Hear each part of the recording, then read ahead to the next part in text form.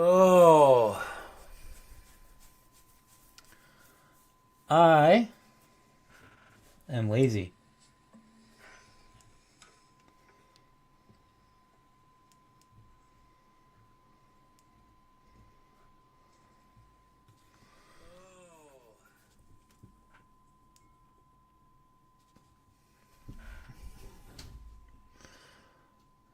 Hey, Dolphins fans. I don't have the energy today after work to do a video with all the editing and everything, so I'm just going to do a live stream. And if anybody has any questions or anything, go ahead and ask when you join in or whatever. Today was busy. And all the moves, I mean, it's all great and cool and awesome. But I'm pretty disappointed with Dolphins Nation as a whole. Holy cow. Some of you fans, my goodness, you guys gotta suck it up a little bit, I think. And really think about some of these things that are happening. These moves that have been made aren't necessarily the worst thing in the world. Now, before you start, whoever's watching or whoever's going to be, before you all start freaking out, I'll go over the things that happened today. I already made a video about the moves yesterday. We'll talk about the stuff that happened today. But it seems like Dolphins fans are really, really expecting some big splash thing and us to spend a bunch of money.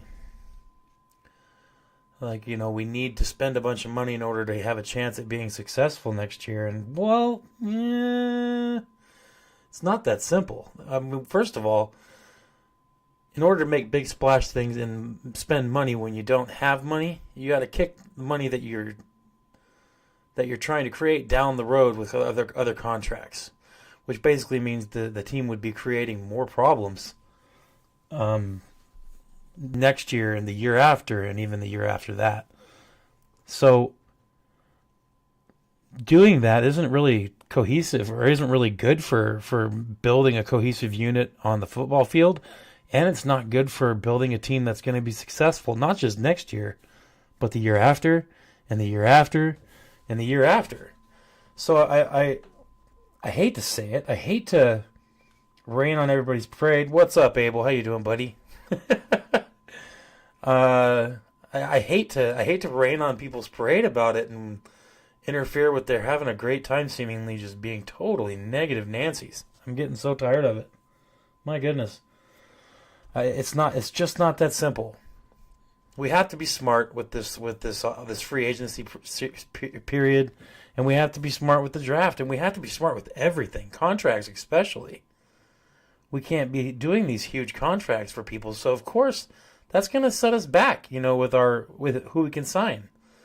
And low key, the moves that we're making are pretty good, are pretty darn good, especially for the money that we have, and I'm not as down on everything that happened, especially today. I mean, I like these moves, and I'm going to go through them and we'll talk about them. But first, before we talk about that, I want to talk about the draft picks, because our compensatory picks got announced today, and we ended up with an extra pick. So the way it works now, what we thought we had was 10 draft picks. We thought we had 3 in the 7th round. And we thought we had 2 in the 5th, 2 in the 4th, and a 1st, a 2nd, and a 3rd. What we ended up with is an extra pick in the 7th round. Well, that's not a big deal. Yes, it is. Yes, it is. That's an amazing thing. That's great. That just ups our chances of coming out with an extra player that might do some good for us in the long run. So we have a 1st, a 2nd, a 3rd, 2 4ths, 2 5ths, and 4 7th round picks. That's great. That's 11 total picks that we have for the draft. I'm loving it. And I hope that we don't trade any of those picks away. I hope it stays the way it is right now. That's perfect. To have that many, to have that kind of availability in the draft, to make that many picks, 11, man, I wish we had some more. I want to trade down on that 1st round pick and get 3 picks out of that 1st round pick. That's what I want. I think that'd be great. I'm all about it. The more picks, the better it is.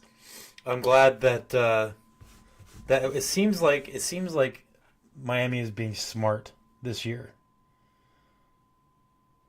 Are you kidding me, Abel? Did that just happen? Because I was just scanning and there was no news on Bosa. You got to be joking me.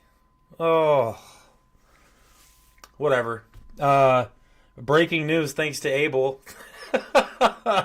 Oh my goodness, the Bills have just signed Bosa. Oh, it's gross. That can't be. I thought it was just San Francisco or us. The Bills must have made a huge play for us. Or for him.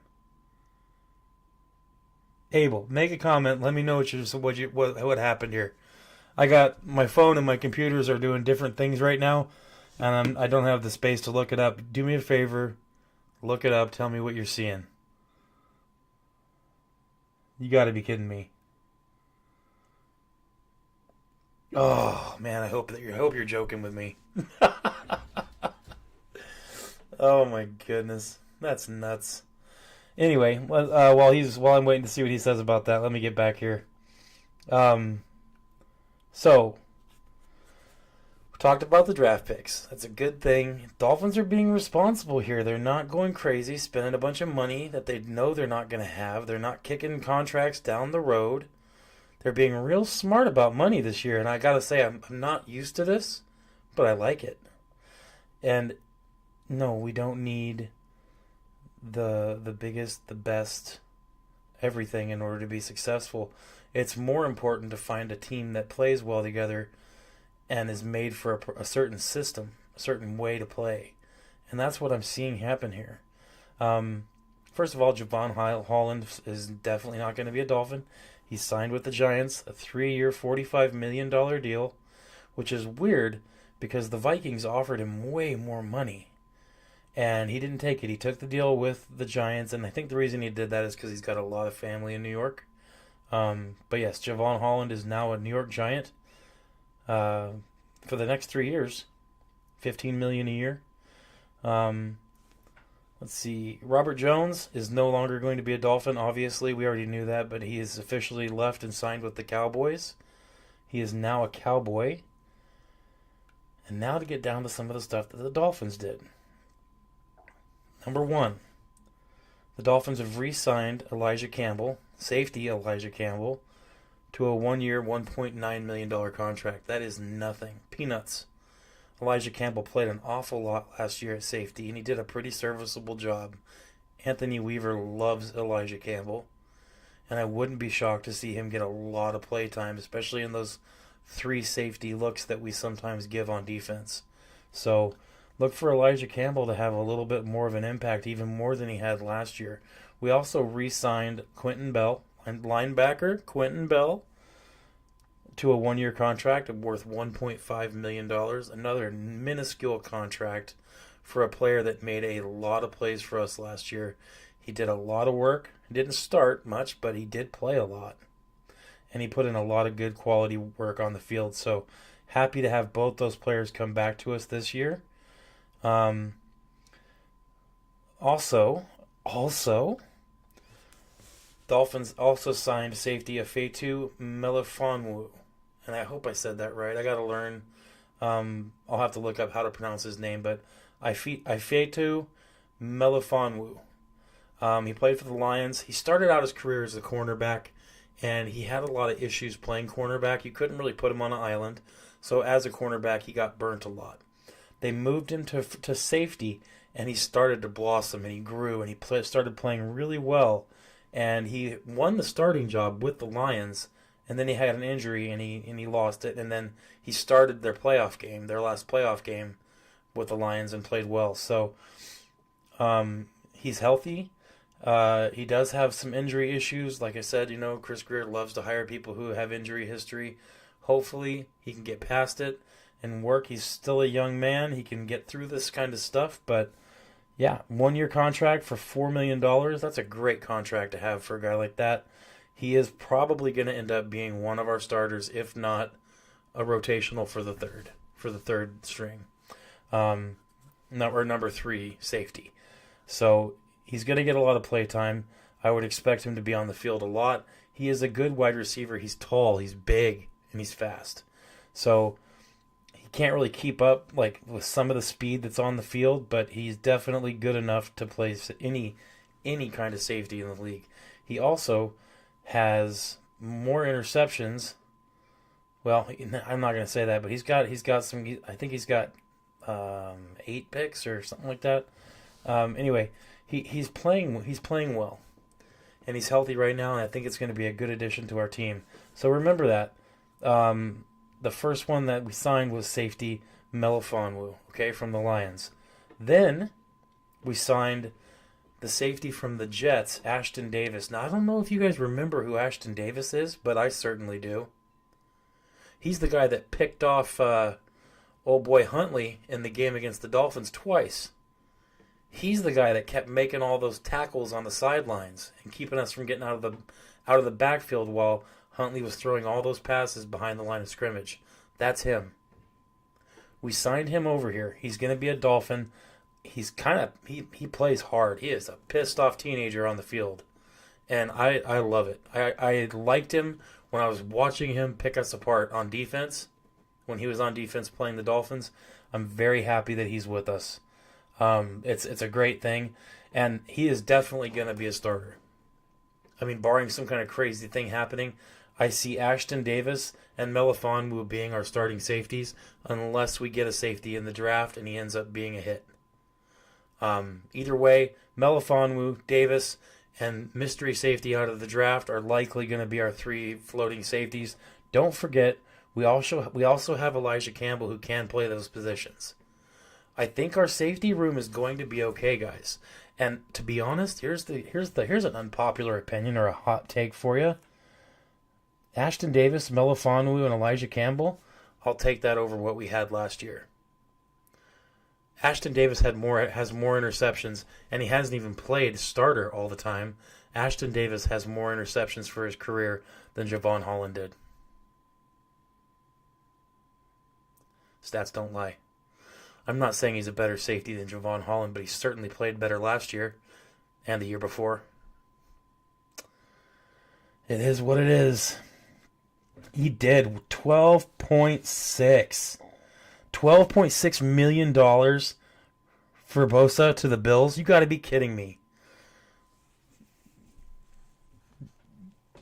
I'm trying not to throw up on my microphone. Hey, what's up? What's up? Oh man. I'm sorry you're sick, bro. I'm glad you're at least taking it easy a little bit tonight. I figured I better get on my stream tonight because I wanted to watch your stream tomorrow. So hopefully you're feeling a little better by then, Curtis. Thanks for stopping in and watching, though. I appreciate it. Oh man. Yeah.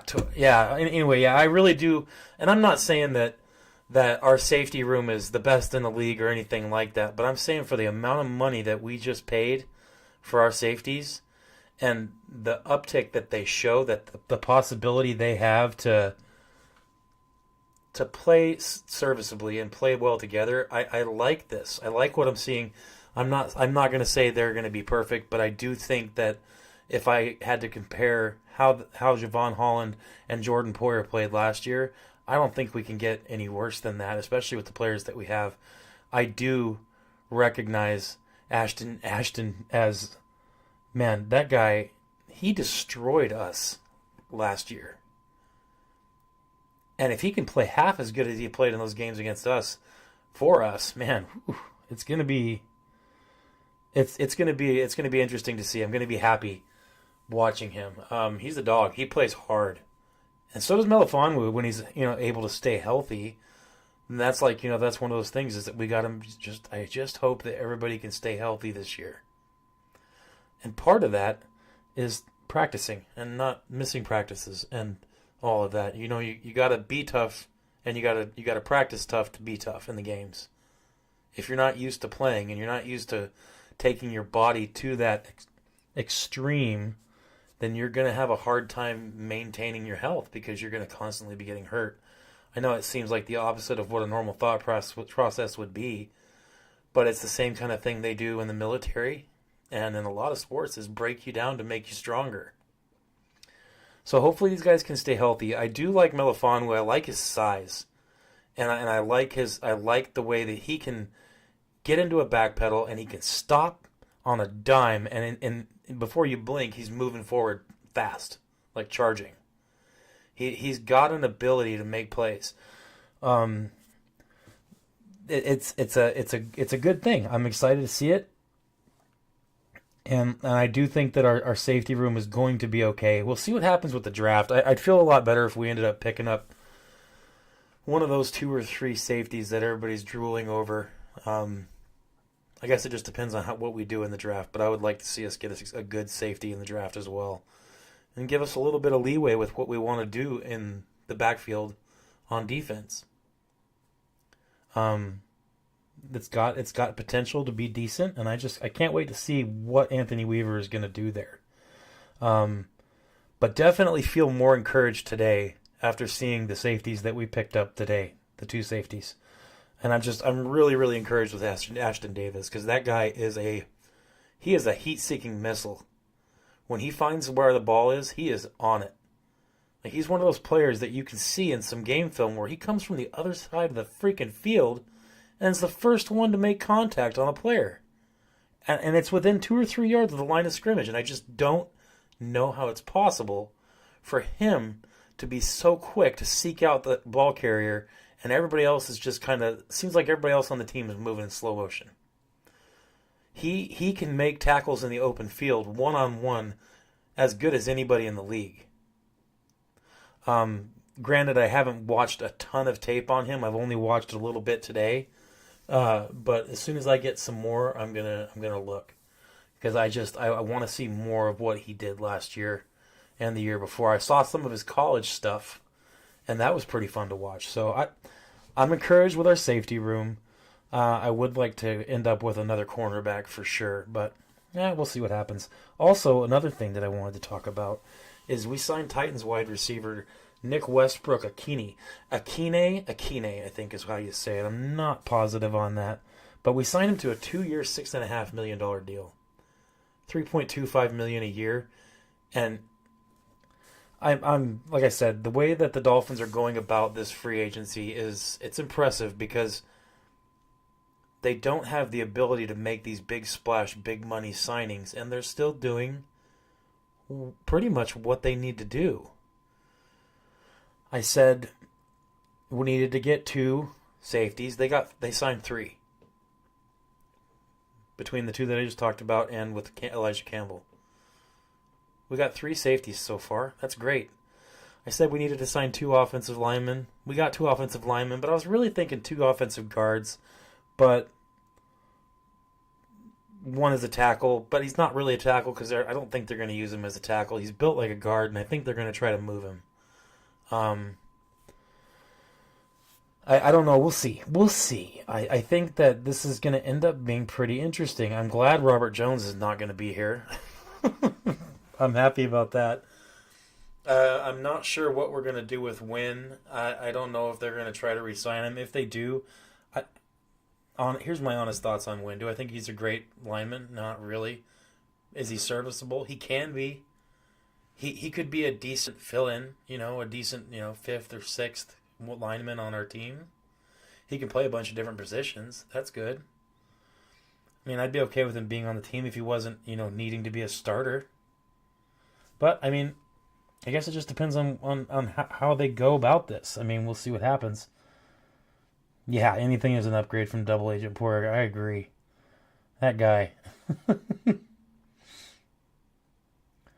Yeah, I don't read too much into what the ex-team fans say, because I know how Dolphins fans are, and we're a bunch of morons sometimes as Dolphins fans.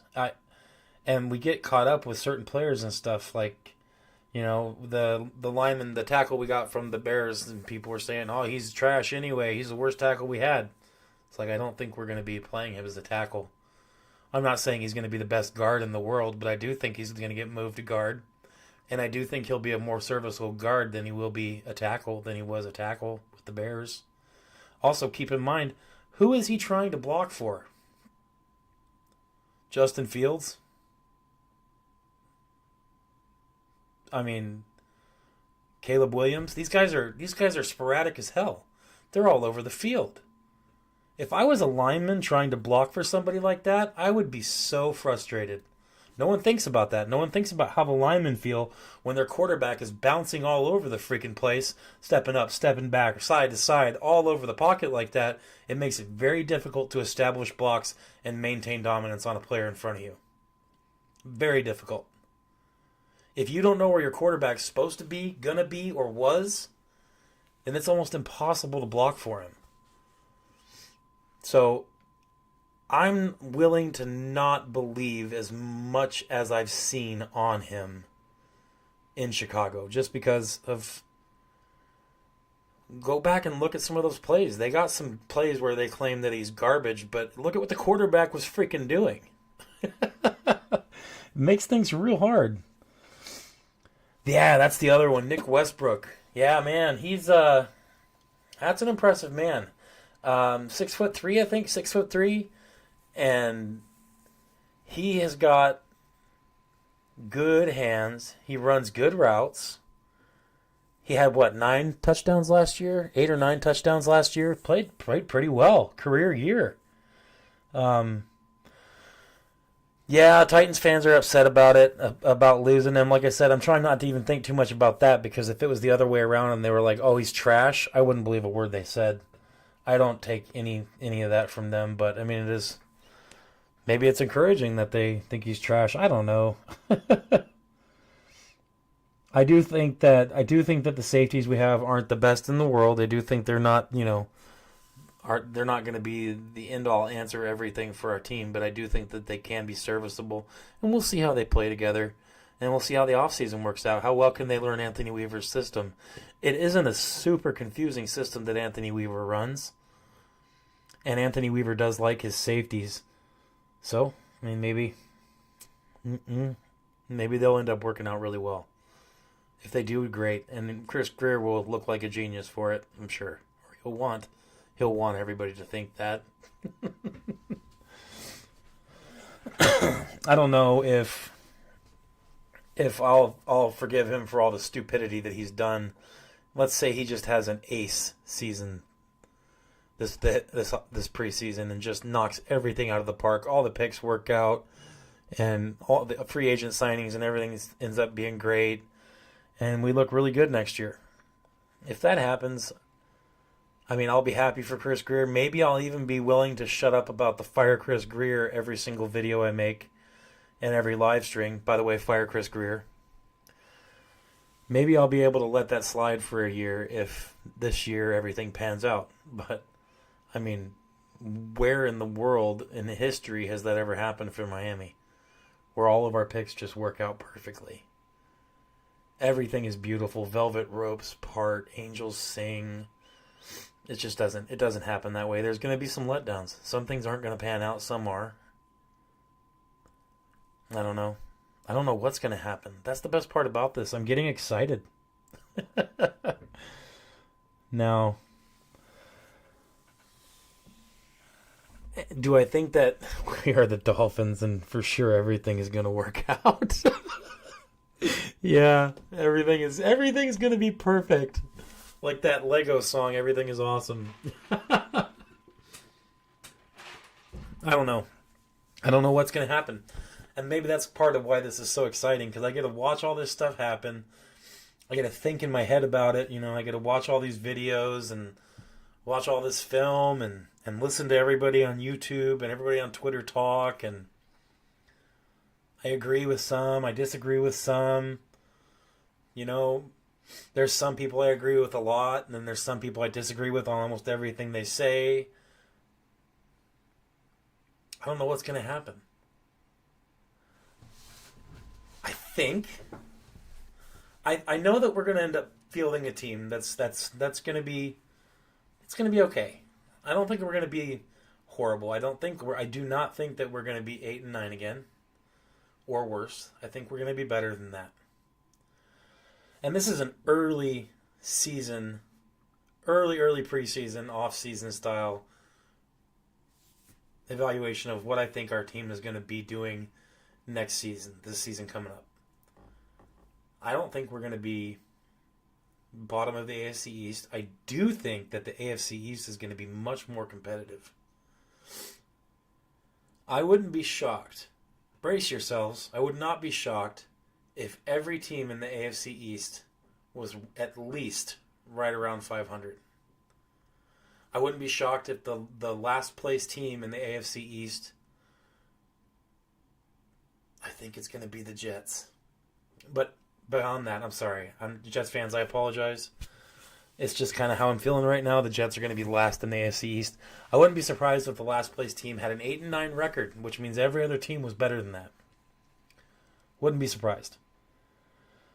I'm thinking 10, 11 wins is what I'm thinking. Right now, it's just a guess. It's a hunch. There's not really a whole lot of evidence backing it up. That's kind of why it's a feeling. That's why I said, just what am I thinking? I think that our offense is going to be playing well. And I'm also hoping, another unpopular opinion. You're beating me to the punch, Josh. Dang it, I was about to say about Tua. Okay, I'm going to say it anyway. But he said, for us, it honestly depends on Tua's health. If he's healthy, we can make a serious run at this. I agree. If Tua can stay healthy, this is a different team. You're 100% right, brother. But, even more so than that, and this is not because of the video that everybody's talking about in the picture of Tua on the boat with his family, having a good time. If you guys have Twitter, go look on Twitter and look at my Twitter page and look for the post I made about Tua's photo that I posted. I posted it next to a couple photos of Patrick Mahomes with his shirt off. I like to start fires over on Twitter, so go ahead and check out that photo. It tells Dolphins fans to shut up. Stop getting mad at Tua for having a good day in early off-season with his family on a boat, drinking one beer. Oh my goodness, it's the end of the world. Look how fat Tua looks. Shut up. Shut up. These people are so dumb. First of all, what happened last time that we had plus-size Tua on the field? He had his best season ever. When it was plus-size Tua. He didn't get hurt when he was plus-size Tua. I hope we have plus-size Tua. Yes. Mike McDaniel needs to keep his stubbornness and play calling, cough, hill screens. And if Mike McDaniel can get back to a diverse game plan, that should help us out. I agree. And Chunky Tua will help too. I think that the diverse game plan is going to happen. I think that's something that I really, and I hate to just be a broken record about this, but those of you that do know, then you know. Those of you that don't, having an offensive line like we had last year, and the way that our offensive line was progressing worse and worse over the last couple of years, we had to get farther and farther away from the more diverse offense. Because every time that we took more than a couple seconds or didn't throw a screen, we were getting Tua or whoever was quarterback was running for their freaking lives. And it's because we could not hold a block. We could not maintain the horseshoe. That's the circle of linemen around the quarterback. We could not maintain that pocket. We couldn't do it. And that's part of the problem. That's why we couldn't have such a diverse game plan. And like I said, some of it was Mike McDaniel. I'm not going to take all the blame away from him, but Mike McDaniel couldn't do anything else. So now, if we can truly improve this offensive line, which we're starting to, the players that we have now are already better. I hate to say it. That's how bad we were. Doesn't take much to be better. It's just one of those things. We need to get better at this. And we need to get better with our offensive line. Offensive line gets better. Hey, thanks for watching, dude. I appreciate it. Yeah, I understand the young YouTube channel thing. That's me, man. I'm brand new to this. Only been doing this one season. Having a blast, though. I'll hit you up for sure. Yeah, I mean, if we can get the offensive line better, that play calling will all open up again. Mike McDaniel will have more options. He'll be able to do different things instead of having to mitigate pass rush by doing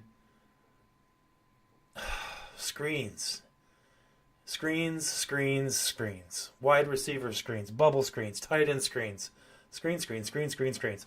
It would be so much better if we didn't have to do that, and the only way to do that would be to improve our offensive line and a better blocking tight end. We had no way to go big packages. We had no way to do that last year. We did not have that availability. Now we do. Or we're working that way, especially if we do what I think we're going to do in the draft. Screw it.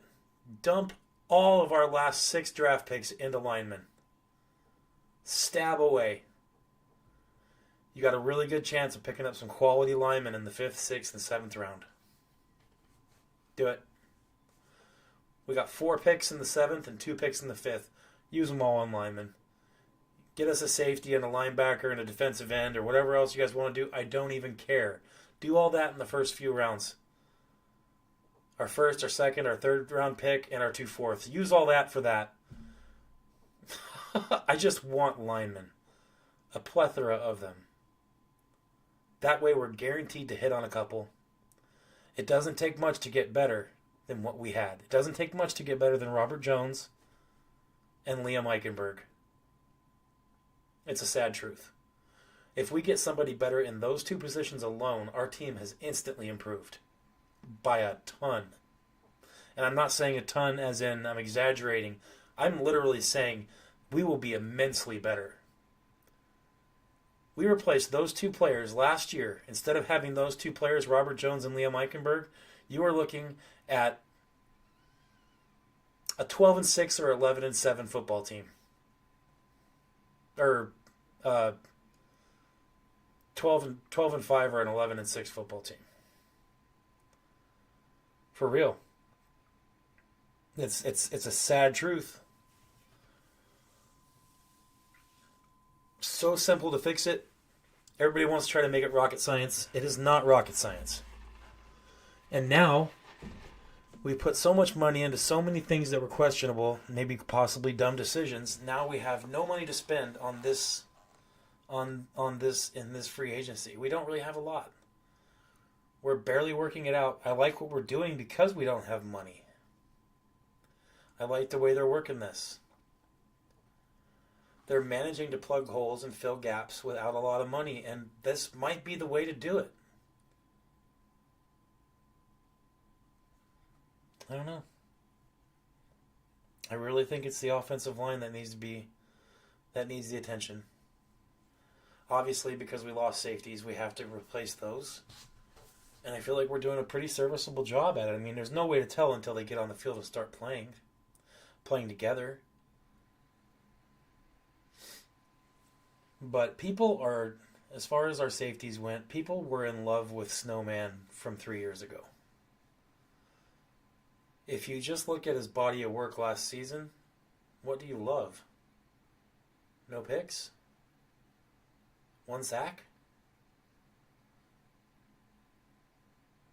Are you just in love with the fact that he got that punch out in week 1 against the Jaguars? Is that it? Because that's all he really did. And he was one of the players that I liked, and I still like him as a person. I follow him on Twitter and regularly comment on the stuff that he posts, and I've even recommended a couple books for him to read. But while we're being honest here, I mean, seriously, what are we in love with there? Because we haven't seen the Javon Holland that we're used to seeing in the last year and a half, 2 years. It's sad. I know. I liked him too. Like I said, I still do like him, and I wish him success. I hope he does well in New York. In fact, I hope he does really well, because the better he does and the more games he plays, we get a better comp pick next year. So we should be hoping for him to kill it. As long as he's not a Jet, he can play in New York. I'm good with that.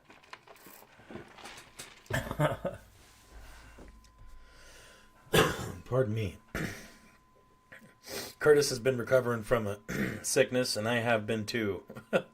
And right now, a week and a half ago, my oldest daughter, she got pneumonia. Then today, we took my youngest daughter, my 9-year-old, into the doctor, and she has pneumonia. And I just got the flu. I don't have pneumonia, thank goodness, but man, my whole house has it. Thank goodness it's the bacterial kind, so I don't got to worry about getting sick, at least getting that sick. Those knees in MetLife. Man, I don't know. I'm not as beat down about all this. I'm really liking what I'm seeing. The wide receiver pick, that interested me. I know, like I said, I like the signing. I think it's great. It's not something I would even thought we would have done.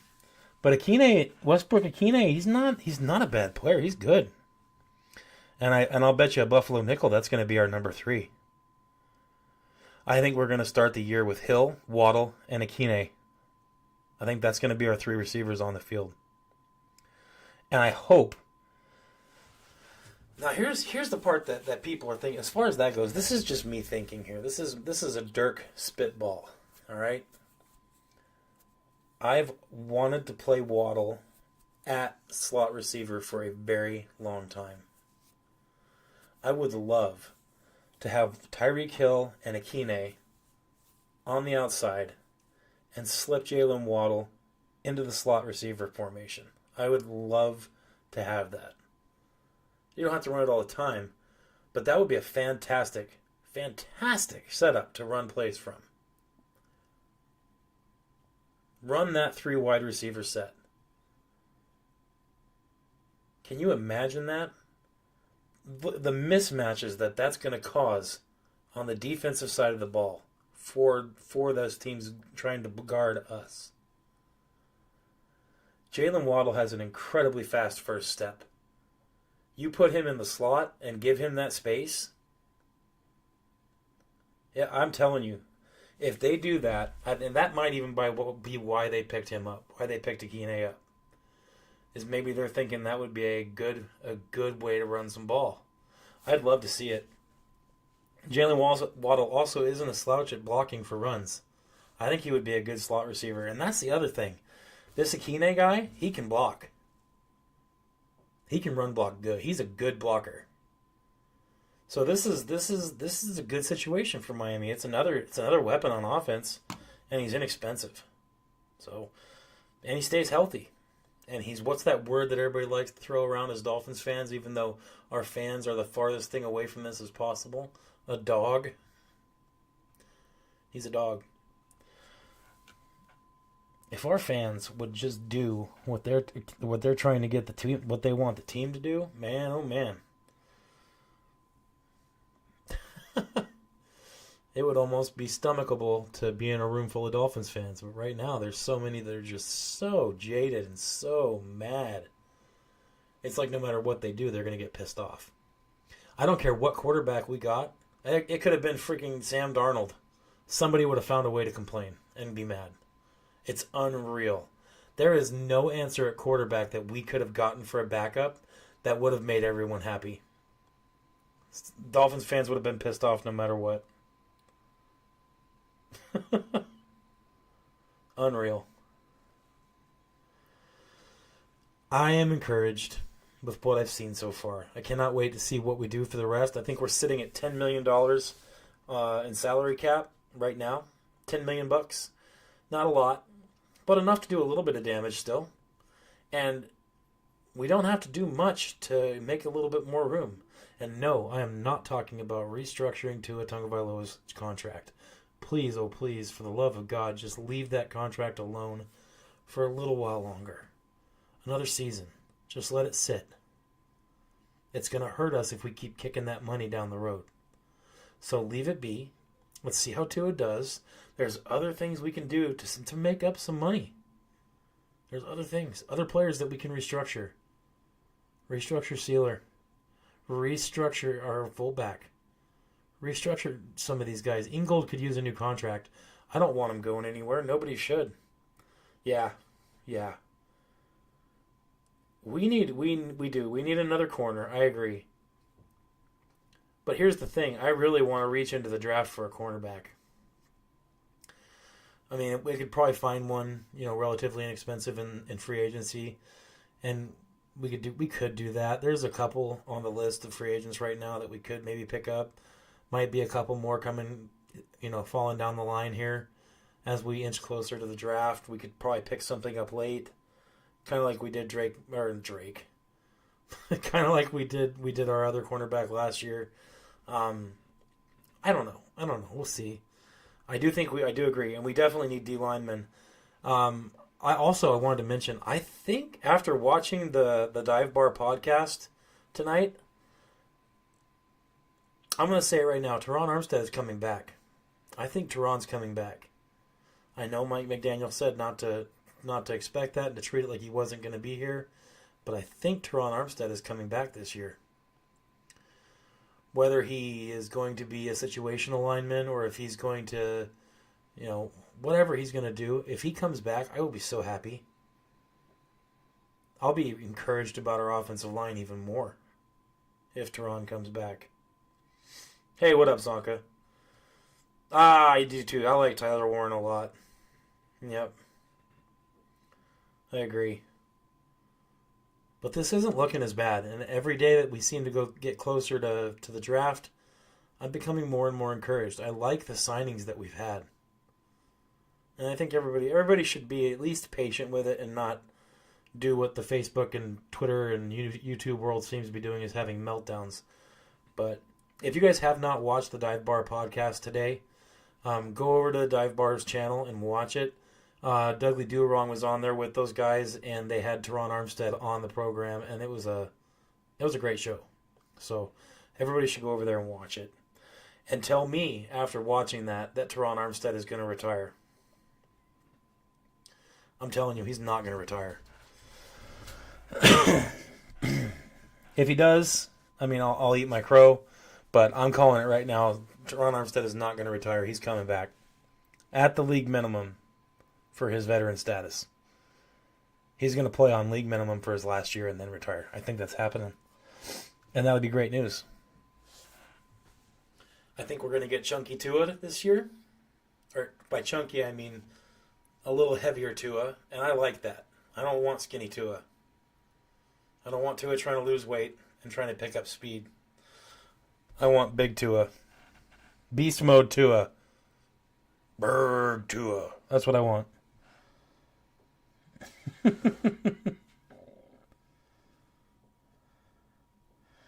Yep, that's my irrational hope too, man. Yep, I don't know. There's some things that we still need, but I am encouraged. Also, Calais Campbell hasn't signed with anybody yet, and he very well could just be kind of waiting.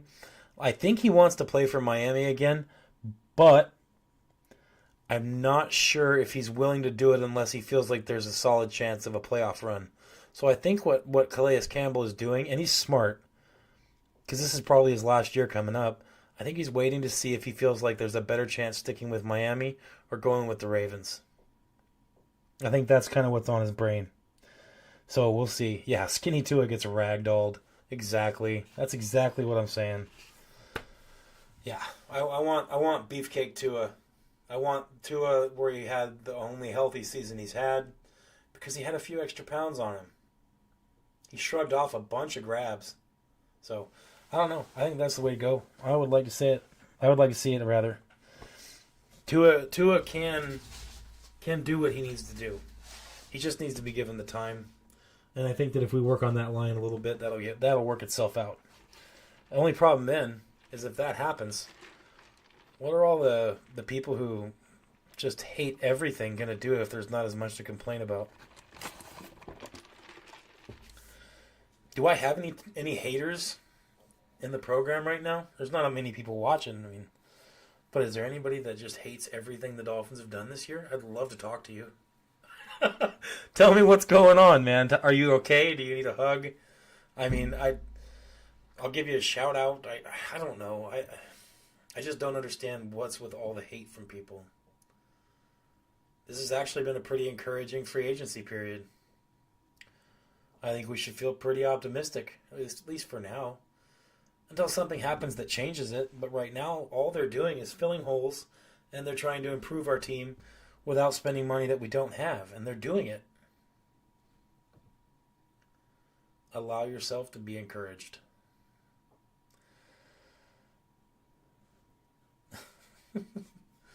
Hope creates ways to win when there's no way to win.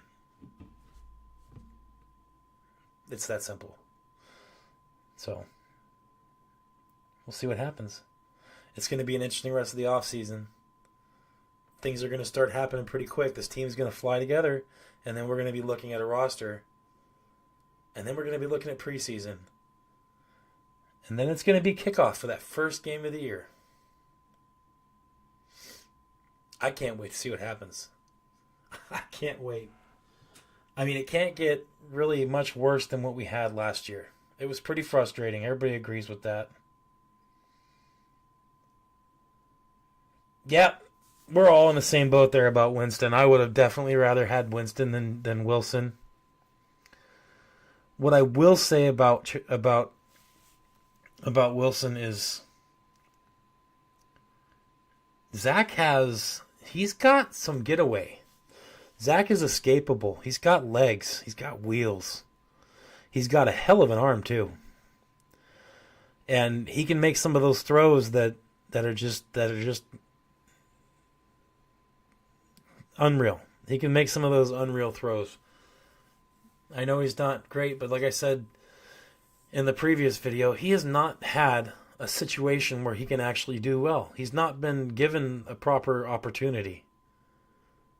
He was given the Jets with absolute crap for weapons and absolute crap offensive line and crappy defensive coaches that didn't know anything about offense in the first place. That's what Zach Wilson had.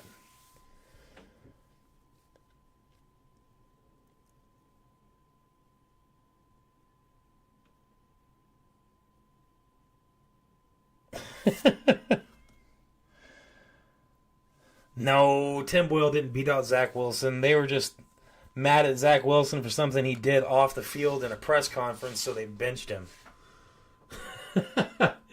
Tim Boyle's... You want to talk about a quarterback I'm glad we don't have? That'd be Tim Boyle. Oh, man. Yeah, I would like to have... Yes, he was given the Jets, exactly. He didn't have much of a chance. And if anybody here watch how Zach Wilson played in the preseason for the Broncos? Anybody watch that? Zach Wilson balled out this last preseason when he was playing for the Broncos. He didn't play in the regular season because, they have the Denver Broncos Bo Leave and Bo Nix. I do. I like the Westbrook pickup too, brother. I'm telling you. Yeah. Definitely. I like it a lot. I like his size. And he's run blocker too. He's good.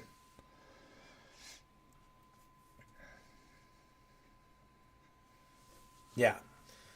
I think that Zach Wilson had learned something while he was in Denver.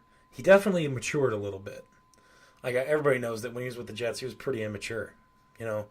I think he's grown a little bit. I'm not saying he's going to be great or be the next coming of our Lord or anything like that, so don't get ahead of me.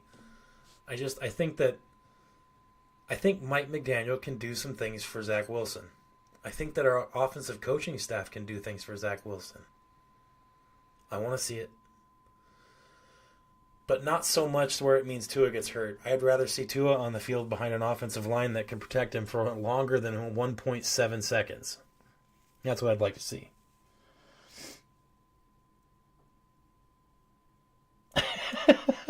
Sam Darnold 2.0. Yeah, I definitely agree. You know what you're going to get with Mariota. You know what would happen with him. And I'm not saying that would be terrible, but Zach Wilson definitely has a bigger upside than him. Definitely. I agree. I'm going to see what happens.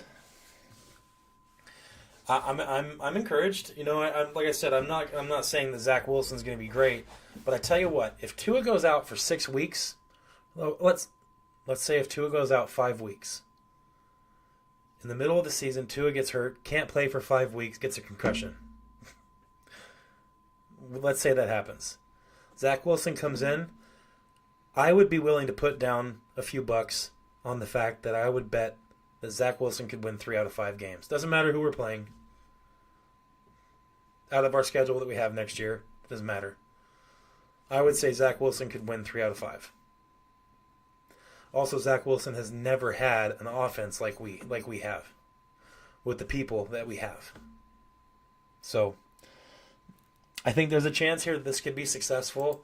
I do think that we overpaid for Zach Wilson because I thought that it was a 2-year, $6 million deal. I was wrong. It was a 1-year, $6 million deal. So Zach Wilson's getting paid $6 million to sit on the bench this year. If Tua can stay healthy, I would be more than happy to just let Zach Wilson have that $6 million. But I feel like we did overpay. That's the one caveat with the Zach Wilson situation. He did manage to get himself a good little crop of cash to be sitting on the bench. Oh well, what do I know? I'm just a stupid YouTuber from North Pole, Alaska. Oh man. I want to see games. I can't wait. I'm so excited for this. I'm tired of waiting, guys. I want to be doing my weekly previews coming up to the game, and I want to do the recaps afterwards, and I want to get back to doing my second half live streams of every game. For those of you that don't know, I can't live stream the whole game usually because the first half I'm usually at church. So I come back home and then hop on for the second half of every game that I can usually. Unless it's a televised game, Monday or Sunday night or whatever. But I am encouraged. This is a tough schedule this year that we're going to be playing. I mean, everybody's seen it. As we get closer, I'll talk more about it, especially once we know what the actual order of the games are. It's going to be a fight this year. The AFC East is going to be tough. The Patriots are going to be a lot better than they were last year. I think the Jets are going to be just about as bad, but I don't know. The Jets' defense is not going to be what it was in a couple years ago or even last year. So it'll be interesting to see. Just depends on what we want to do. Do we want this to be a normal thing? Do we want this to be another season of mediocrity? Or do we want to finally make this the 1 year out of the past 26 that we win a playoff game? That we make an actual playoff run? I don't know. You don't need big names at every position to make a playoff run. You don't need an elite quarterback to win a Super Bowl. You don't need that. You need players. You need 22 players that play well together. That's what you need. You need coaches that put a product out to the players that can be bought into. I think we have that. But do we have the players that can buy into it and have that identity and that mindset that I always talk about? I think so far we've improved the mindset of this Miami Dolphins team. And in improving individual mindsets, what do we improve? Identity of the team. I want to have a team that I know if there's a cheap hit on the field, I know that 3 or 4 or 5 or 6 of the guys that are on the field are going to come pick a fight because of it. That's what I want. I want fighters. I want dogs. I want people that aren't afraid to get kicked out of a game. That's what I want. Like I said, I was joking a few weeks ago on a live stream when I said that first game of the season, first play of the season, I want to see us just, everybody on the field just go pick a fight with the player lined up across from them. Get a bunch of penalties, get it over with. Just beat the crap out of the other team. Let everybody know the old Dolphins thing is over. And there's a new sheriff in town. I want something different. So if that's a bunch of no-name players or lesser-known players playing together, if that's what it takes, I'm on board. Sign me up. Let's do it.